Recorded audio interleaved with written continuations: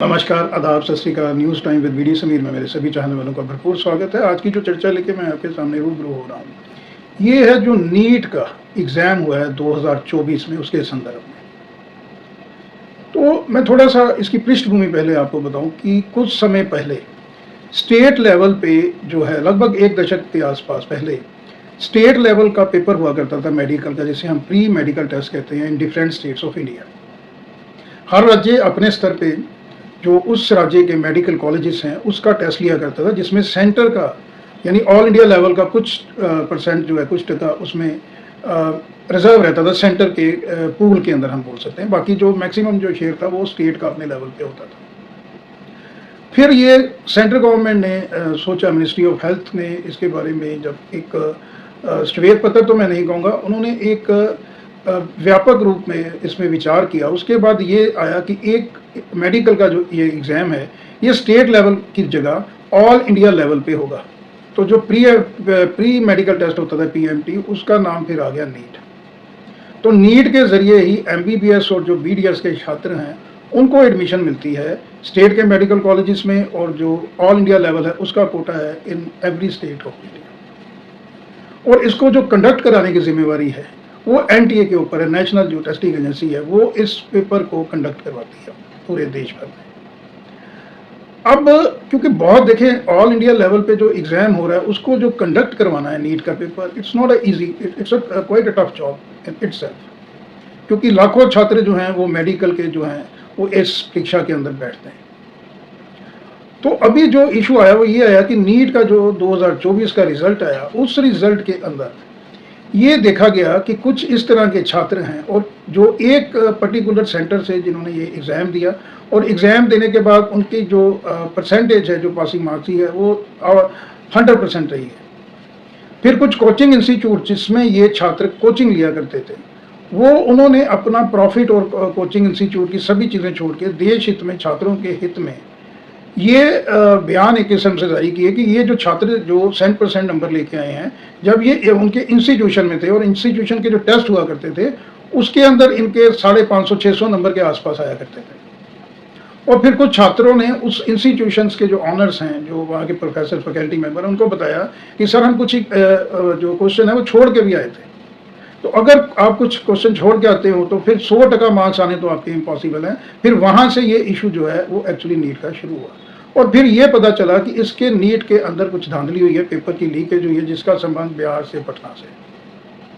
अब थोड़ा आगे चलते हैं। सेंट्रल ब्यूरो ऑफ इन्वेस्टिगेशन ने एम्स पटना के 4 मेडिकल स्टूडेंट्स को से पहले पूछताछ की, उसके बाद 1-2 रोज पहले उनको अरेस्ट किया गया। यानी उनको अरेस्ट इसलिए किया गया कि जो पेपर सॉल्व करने के जो एजेंट हैं, जिन्होंने ये सारा षड्यंत्र रचा है लीकेज का, तो किसी न किसी को वो पेपर जो है वो सॉल्व भी करने चाहिए। तो जो एम्स के ये 4 छात्र central bureau of investigation CBI ने अरेस्ट किए हैं, उनके ऊपर कहीं ना कहीं ये एलिगेशन है कि जो पेपर सॉल्व किए हैं वो इन्होंने उसमें हेल्प करी। इतना बड़ा institution, all India institute of medical sciences, और जो वहाँ के हेड हैं, डीन हैं, वो उनका स्टेटमेंट आता है कि वो बहुत ज़्यादा शौक हैं इसकी, उनके जो छात्र हैं इतने बड़े इंस्टीट्यूशन एम्स पटना के, उनकी इसके अंदर इन्वॉल्वमेंट है। दूसरा मैं आपको ये बताना चाहूँगा कि जो एम्स के अंदर पटना में या दिल्ली में, या देश के और देश भर के जो एम्स के इंस्टीट्यूशन हैं, वो जो 400 या 500 जो टॉप के छात्र हैं, लाखों में से जो नीट में अपेयर होते हैं, वो छात्र इन एम्स के अंदर जाते हैं। और यानी एक क्रीम होती है, वो जो छात्र हैं उनको यहाँ पे एडमिशन मिलती है इन एम्स के अंदर। और उस तरह के जो छात्र हैं वो इस तरह की गतिविधियों में अगर शामिल पाया जाता है उनको, तो ये वाकई एक चिंता का विषय है।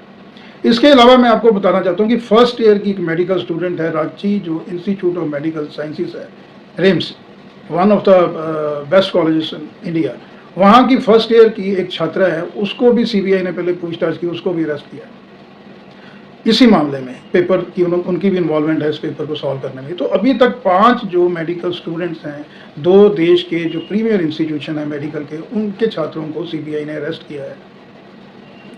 अब इसके आगे जो स्थिति जाती है, माननीय सुप्रीम कोर्ट ने इस संज्ञान में एक बहुत बड़ा फैसला लेते हुए एक निर्देश दिया एनटीए को कि आप सैटरडे तक अपनी वेबसाइट पे सभी छात्रों के जो मार्क्स है वो डिस्प्ले कीजिए।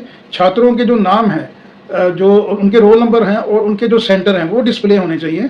जो छात्रों की आइडेंटिटी है उसको डिस्प्ले ना किया जाए। अब इसमें गौर करने वाली बात यह है कि जो स्पेशली माननीय सुप्रीम कोर्ट ने ये कहा है कि आप सेंटर वाइज रिजल्ट डिस्प्ले कीजिए, तो इसके पीछे का क्या होते हैं? इसके पीछे का कारण ये है कि इससे ये भी हमको पता चलेगा कि कोई इस तरह का सेंटर तो नहीं है।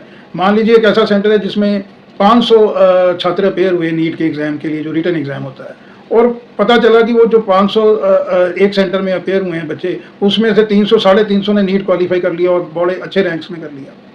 जैसे एक रैंक, जैसे आलिम, जिससे ये पर्दा उठा इसलिए था कि एक पर्टिकुलर सेंटर से लगभग 7-8 बच्चों ने, इससे ज़्यादा बच्चों ने 100% मार्क्स ही ले लिए, तभी ये घपला उजागर हुआ था। तो सुप्रीम कोर्ट ने ये इंस्ट्रक्शंस जो दी हैं, इसके पीछे का संदेश क्या है? वो क्या देखना चाहते हैं? वो यही देखना चाहते हैं कि कहीं ऐसा तो नहीं कि कुछ चुनिंदा सेंटर्स हैं, चाहे वो बिहार में हैं या यूपी में या नॉर्दर्न इंडिया, देश भर में कहीं भी हैं, क्योंकि सवाल क्वेश्चन पुट हो रहा है बिहार के अंदर कि वहाँ से लीकेज हुई है। तो सुप्रीम कोर्ट को जो ऑर्डर दिया एनटीए को कि आप डिस्प्ले कीजिए सैटरडे तक centre wise, roll number wise, उससे ये क्लियर हो जाएगा कि कहीं ये जो घपला है ये एक सेंटर की बजाय कहीं मास स्केल पे तो नहीं हो रहा है। तो ये सैटरडे को हमको पता चल जाएगा। तो सुप्रीम कोर्ट ने ये जो इसकी जो एक सुनवाई करनी है, जो अहम निर्णायक इसकी सुनवाई होनी है, वो भी जुलाई में होनी है। 22 जुलाई सुप्रीम कोर्ट इसके बारे में अपना पूरा फाइनल डिसीजन देगा। क्योंकि नीट के कई लोग, ये भी कई छात्रों का भी ये मानना है, खासकर जिनके मार्क्स कम आए हैं, कि नीट को फिर से कंडक्ट करवाया जाए। ये भी डिमांड किसी हल्कों में से आ रही है, लेकिन इतना बड़ा एग्ज़ाम जिसमें लाखों छात्र अपेयर होते हैं, ये पॉसिबल नहीं है। इसीलिए सुप्रीम कोर्ट ने, अगर किसी के मन में ये डाउट है कि ये व्यापक लीकेज का मामला है नीट के अंदर, तो वो क्लियर कहाँ से होगा? वो क्लियर इसी से होगा कि जब रोल नंबर वाइज छात्रों के आगे उसके रिजल्ट आएंगे, मार्क्स आएंगे, और उसमें सेंटर वाइज आएंगे। तो अगर कुछ और सेंटर्स में, जैसे मान लीजिए कि बड़े पैमाने पे हुआ है, तो फिर तो ये नीट का पेपर दोबारा करवाने के माननीय सुप्रीम कोर्ट ऑर्डर दे सकती है। तो ये जो मसला है कि मेडिकल के छात्र, दो बहुत बड़े जो इंस्टीट्यूशन है मेडिकल के, वो पेपर सॉल्व करने में उनकी कहीं ना कहीं भूमिका है, जैसे सीबीआई ने उनको अरेस्ट किया, ये एक बहुत चिंता का विषय है कि ब्रिलियंट जो छात्र हैं, जिन्होंने देश के कल जाने माने डॉक्टर बनना है और आमजन की सेवा करनी है, अगर वो अपनी मेडिकल स्टूडेंट लाइफ में ही इस तरह की इन्वॉल्वमेंट में शामिल होते हैं, तो ये एक बहुत चिंता का विषय है। अब इसमें कोई डाउट नहीं है कि ये जो 5 छात्र जिनको सीबीआई ने अरेस्ट किया है, ये पढ़ाई में तो अव्वल रहे होंगे, there is no doubt about that. अब जो इनकी मानसिकता है, इसको अंडरलाइन करने वाली बात है कि जो इनको संस्कार दिए गए हैं इनके घर वाले और पेरेंट्स के द्वारा, क्या वो संस्कार यही दे दिए हैं कि भैया आप जाके डॉक्टर बने और डॉक्टर बनने के बाद आप फिर कमाई शुरू कर दीजिए गलत सही ढंग से? परवरिश के ऊपर यहाँ पे क्वेश्चन मार्क है कि कहीं फैमिली ने, पेरेंट्स ने, जो घर के बड़े बुजुर्ग हैं, उन्होंने ये तो नहीं संस्कार दे दिए कि जाके आप लूट खसूट कीजिए आप डॉक्टर बनने के बाद। ये ज़्यादा चिंता का विषय है। एक तो पेपर लीक होना अपने आप में ही क्वेश्चन मार्क है सेंट्रल गवर्नमेंट के अंदर, जिन्होंने आनन फानन में ये फैसला कर लिया हुआ है। स्टेट गवर्नमेंट्स ने अपोज की, साउथ की स्टेट्स ने बहुत अपोज किया था कि ये ऑल इंडिया लेवल पे आप मत कराइए, बहुत बड़ी लार्ज स्केल का पेपर है, इसको स्टेट लेवल पे ही करवाइए। सेंट्रल गवर्नमेंट ने अनसुनी की, कहा जी नहीं हम ऑल इंडिया बेसिस पे कराएंगे और उसका रिजल्ट आज हमारे सामने। दूसरा, ये तो मामला सामने आ गया इस बार, हो सकता है पिछले कई सालों में इस तरह का मामला और भी आया और कोई इस तरह के जो बेकार स्टूडेंट हैं, जो चीटिंग के जोर पे और पेपर लीक के जोर पे मेडिकल कॉलेज के अंदर चले गए, तो वो फिर किस तरह का इलाज करेंगे? ये भी बहुत चिंता का विषय है। तो मैं आज अपने वीडियो के माध्यम से एक तो सेंट्रल गवर्नमेंट को ये अपील करना चाहता हूँ कि जिद्दबाजी में वो हमारा संघीय ढांचा है, ऑटोक्रेटिक स्टाइल नहीं है यूएसए या दूसरे स्टेट्स की तरह कि मनमानी ही सेंट्रल गवर्नमेंट करे। सेंट्रल गवर्नमेंट को भी बैठना चाहिए कि हमारे द्वारा, हमारी एजेंसी सेंटर के द्वारा कहीं ना कहीं गलती हुई है, स्टेट के साथ बैठ के फिर से विचार विमर्श करना चाहिए कि स्टेट लेवल पे होना चाहिए, सेंट्रल लेवल पे होना चाहिए। अगर सेंट्रल लेवल पे नीट को कंटिन्यू करना है तो फिर ये श्योर करना चाहिए कि ये पेपर लीक ना हो। तो दूसरा, मैं फिर से पेरेंट्स को ये रिक्वेस्ट करता हूँ कि कभी भी जो अपने बच्चे हैं, चाहे वो मेडिकल में, इंजीनियरिंग में, किसी भी प्रोफेशन के अंदर हैं, उनको जो मॉरल वैल्यूज़ हैं, एक अच्छा इंसान बनने के लिए क्या जो उनको मॉरल वैल्यूज़ को अडॉप्ट करना चाहिए, इससे इस शिक्षा उसको उनको ज़रूर दें। जहाँ तक पैसे की बात है, जब आप सफल हो जाएंगे सही तरीके से, तो पैसा तो अल्टीमेटली आपके पास आना ही है। पैसा कमाने के लिए आपको कोई गलत दिशा में या दशा में जाने की ज़रूरत नहीं है। हाँ, गलत दिशा में जाके जल्दी आप पैसा कमा सकते हैं, लेकिन यू हैव टू पे द प्राइस फॉर डैट। फिर आपको जेल की सलाखों के पीछे भी जाना पड़ेगा। तो आज का ये जो मेरा वीडियो संदेश है, मैं समझता हूँ आपके लिए कहीं ना कहीं वैल्यूएबल फ्रूटफुल सिद्ध होगा।